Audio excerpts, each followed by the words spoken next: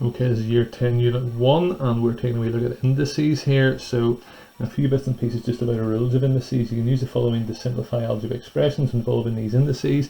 So if you're dividing these and so on, that's the way it works out. Maybe a wee example of this one would be 3 to the power 5 times 3 to the power 4. Then we add those powers, so that gives us 3 to the power 9. If I have this one here, say we have 8 to the power 7 divided by 8 to the power 2. I subtract the powers, and 8 to the power 5. So that's just a wee reminder. Alright, simplify the following expressions. C times C times C times C times C. That's the same as C to the power 5. Let's take a wee look then at part B. Now I'm going to do this a slow way. You don't need to do it this way, but it's just so people can see what's happening. 6b cubed, I hope people know that means 6 times b times b times b. 4b squared, I hope people know that means 4 times b times b. And we're asked to multiply those, so it's set up like this.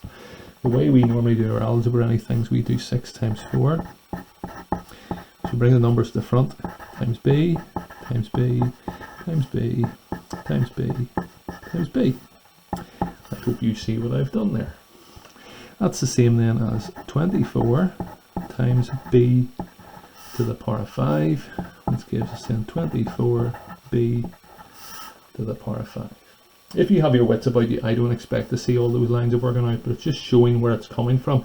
Anytime I write an equal sign, the thing above has to be equal to it. So this is exactly the same as this. I've just rearranged it.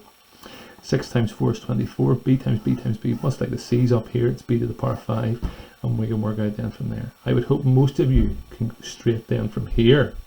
6 times 4 is 24. B cubed times b squared. Looking back up at our wee rules up here, we add the two powers and then we get b to the power 5.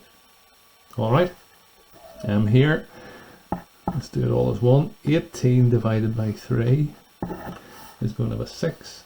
X to the power 5 divided by x to the power 2 gives us x cubed. Finally then, again we could write this whole thing out. 4 times x times x times y times y times y times 7 times x times y times y times y times y. What about our numbers? It's going to be 4 times 7, which is 28. X squared times x. People mess this up because they forget it's a wee 1 there. That gives us actually an x cubed. Then y cubed times y to the power 4 gives me y to the power 7.